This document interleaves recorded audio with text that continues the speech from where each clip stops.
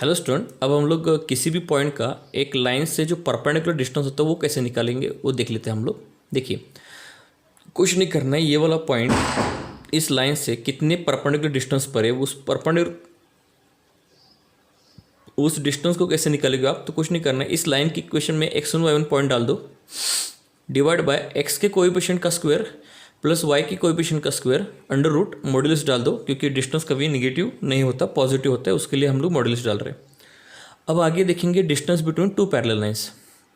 देखिए, अगर दो लाइंस पैरेलल होंगी तो उनके बीच में हम लोग परपेंडिकुलर डिस्टेंस निकाल सकते हैं।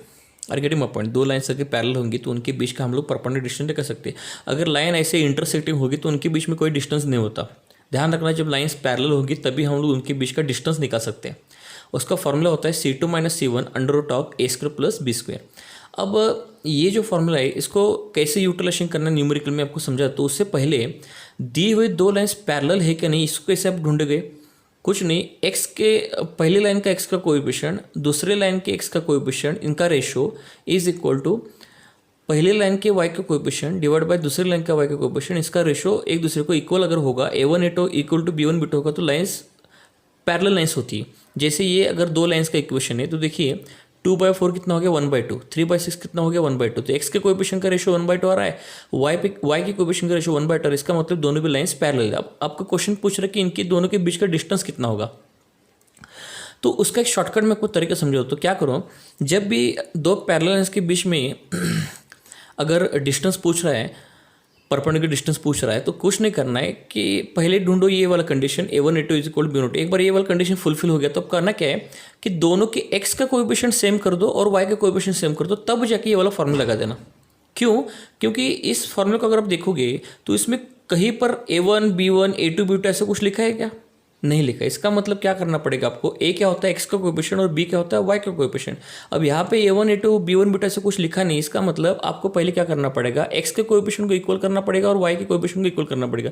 कैसे करोगे? कुछ नहीं, मान लो इस सेकंड इक्वेशन को मैंने 2 से डिवाइड किया तो यहाँ पे आएगा 2x, यहाँ पे आएगा 3y और यहाँ पे आएगा 9/2। बस अब देखो, अब इक्वेशन नंबर 1 और इक्वेशन नंबर 2 देखो, यहाँ पे x का कोएफिशिएंट 2 आ गया, y का कोएफिशिएंट 3 आ गया। C1 C2 अलग होंगे, नो इश्यूज, क्योंकि वो तो अलग होनी ही चाहिए। C2 C1 यहाँ पे फॉर्मूले में है ना। तो हमारा आंसर होगा इन दो लाइन के बीच का जो डिस्टेंस होगा 9/2 - 7 अंडर रूट ऑफ 2² प्लस 3²। चलिए, ये हमने फर्स्ट पार्ट कंप्लीट कर लिया। अब सेकंड पार्ट के लिए जाएंगे। अब दो स्ट्रेट लाइन जब इंटरसेक्ट करती है तो उनके बीच में एक एंगल बाइसेक्टर होता है। अगर मान के चलो ये दो स्ट्रेट लाइन से, ये दोनों को इंटरसेक्ट, एक दूसरे को इंटरसेक्ट कर रही है, तो यहाँ पे इन दोनों भी स्ट्रेट लाइन के यहाँ पे जो एंगल होगा एक्यूट होगा, थोड़ा सा एंगल कम दिख रहा है, और यहाँ पे ऑब्टूस एंगल होगा, करेक्ट। तो इस एक्यूट एंगल को यहाँ पे मैंने डॉटेड लाइन दिखा है ना, डॉटेड लाइन क्या कर रहा है, इस एक्यूट एंगल को बाइसेक्ट कर रहा है। बाइसेक्ट का मतलब यहाँ का एंगल और यहाँ का एंगल दोनों तरफ इक्वल होगा। इसको बोलेंगे AB यानी एक्यूट एंगल बाइसेक्टर, और ये डॉटेड लाइन जो होगी उसको बोलेंगे ऑब्टूस एंगल बाइसेक्टर। ओके, तो इसका इक्वेशन देखिए, एक्यूट एंगल बाइसेक्टर है, ऑब्टूस एंगल बाइसेक्टर का इक्वेशन आपको पूछता है एग्जाम में, वो कैसे निकालेंगे। उसके पहले दो स्ट्रेट लाइन्स थी A1x B1, इनको नाम इक्वेशन दे देंगे। ये वाला straight line A1x plus B1y plus C1 is equal 0, A2x plus B2y plus C2 is equal 0। अब मान के चलो कोई तो एंगल बाइसेक्टर मैंने ले लिया। अब इस एंगल बाइसेक्टर पर, यानी डॉटेड लाइन को एंगल बाइसेक्टर बोलूँगा, इस लाइन पर एक पॉइंट ले लूँगा H के, और उस H के पॉइंट का मैं लोकस निकालूंगा। कैसे? देखिए, अब को इतना तो मालूम होगा, एंगल बाइसेक्टर पर जो पॉइंट होता है उसका दोनों भी स्ट्रेट लाइन से जो परपेंडिकुलर डिस्टेंस होता है वो इक्वल होता है। यानी यहाँ पे अगर एंगल बाइसेक्टर पर पॉइंट है H के, इसका इस पहले लाइन से जो परपेंडिकुलर डिस्टेंस है उतना ही डिस्टेंस दूसरे लाइन से होगा। तो इसका मतलब ये वाला डिस्टेंस और ये वाला डिस्टेंस सेम होगा। अगर आपने HK को आगे शिफ्ट किया तो ये वाला डिस्टेंस सेम होगा। ये प्रॉपर्टी होता है, ये ध्यान रखना इसकी तरफ। एंगल बाइसेक्टर पर कोई भी पॉइंट होता है वो ऑपोजिट बाजू से इक्वल परपेंडिकुलर डिस्टेंस पर होता है।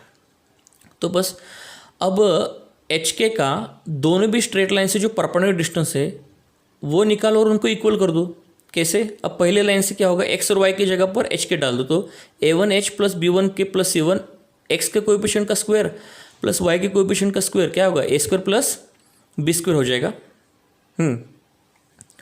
यानी यहाँ पे लिखने में भूल गया, यहाँ पे लिखो आप A1² प्लस B1², यहाँ पे A2² plus B2², A2H plus B2K plus C2, modulus डाल दो दोनों तरफ, इक्वल कर दो क्योंकि ये प्रॉपर्टी होता है, ये वाला डिस्टेंस इक्वल होता है। अब मॉड्यूलस निकालोगे तो इसका वैल्यू प्लस और माइनस में आएगा राइट हैंड साइड में। तो आपको फिर क्वेश्चन ये हो गया हमारा equation, required equation for the angle bisector. Okay, required equation for the angle bisector. अब आपको पूछता है कि इस एंगल बाइसेक्टर में से आपको ऑप्टिस एंगल बाइसेक्टर की इक्वेशन चाहिए पूछेगा या आपको एक्यूरेट एंगल बाइसेक्टर का इक्वेशन पूछेगा। वो कैसे करोगे? इस वाले क्वेश्चन को सॉल्व करने का तरीका होता है स्टेप नंबर 1 और स्टेप नंबर 2। स्टेप नंबर 1 में क्या करो, C1 C2 को पहले पॉजिटिव करो, दो जो स्ट्रेट लाइन आपको दी जाएंगी उसमें से C1 C2 को पॉजिटिव करो, ये स्टेप नंबर 1। स्टेप नंबर 2 में क्या करो, चेक करो A1 A2 plus B1 B2 अगर ग्रेटर देन 0 आएगा तभी जाके आप ऑप्टिस एंगल बाइसेक्टर और एक्यूट एंगल बाइसेक्टर का इक्वेशन निकाल सकते हो।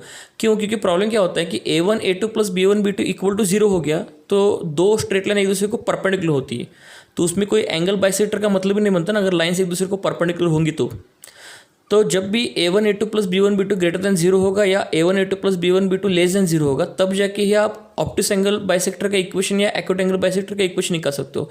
चलिए मैं ट्रिक समझाता हूँ। पहले C1 C2 को पॉजिटिव करो, उसके बाद जब A1 A2 plus B1 B2 अगर ग्रेटर देन 0 हो गया तो इसका साइन क्या आ रहा है? पॉजिटिव। और उसी पॉजिटिव साइन के साथ अगर आपने ऊपर वाला इक्वेशन सॉल्व किया प्लस लेके तो आपको जो इक्वेशन मिलेगा वो ऑप्टिस एंगल बाइसेक्टर होगा।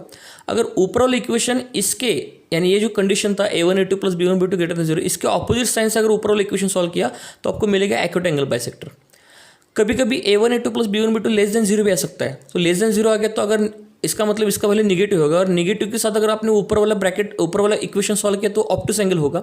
यानी इसका जो साइन होगा A1 A2 plus B1 B2 का उसके साथ ही अगर ऊपर वाला आपने इक्वेशन सॉल्व किया तो ऑप्टिस एंगल बाइसेक्टर दिखाएगा और इसके ऑपोजिट साइन लेके आपने ऊपर वाला सॉल्व किया तो आपको दे देगा acute angle bisector. Gate my point?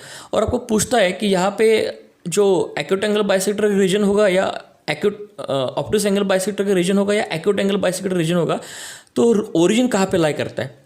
तो किसी भी कंडीशन पर आपने ऊपर वाला इक्वेशन अगर पॉजिटिव वैल्यू लेके सॉल्व किया ना तो आपको वहाँ पे ओरिजिन का रीजन मिल जाएगा। ओरिजिन कहाँ पे लाई करता है? ओरिजिन यहाँ पे भी लाई कर सकता है, यहाँ पे भी लाई कर सकता है। उसके लिए आप ऊपर का ब्रैकेट सिर्फ पॉजिटिव वैल्यू लेके उसको सॉल्व करो। इस तरीके से आप एंगल बाइसेक्टर के इक्वेशन को लगा सकते हो। कुछ नहीं, ये वाला इक्वेशन आप मेमोराइज करके रखो और ये 2 स्टेप्स फॉलो करो क्वेश्चन सॉल्व करने के लिए।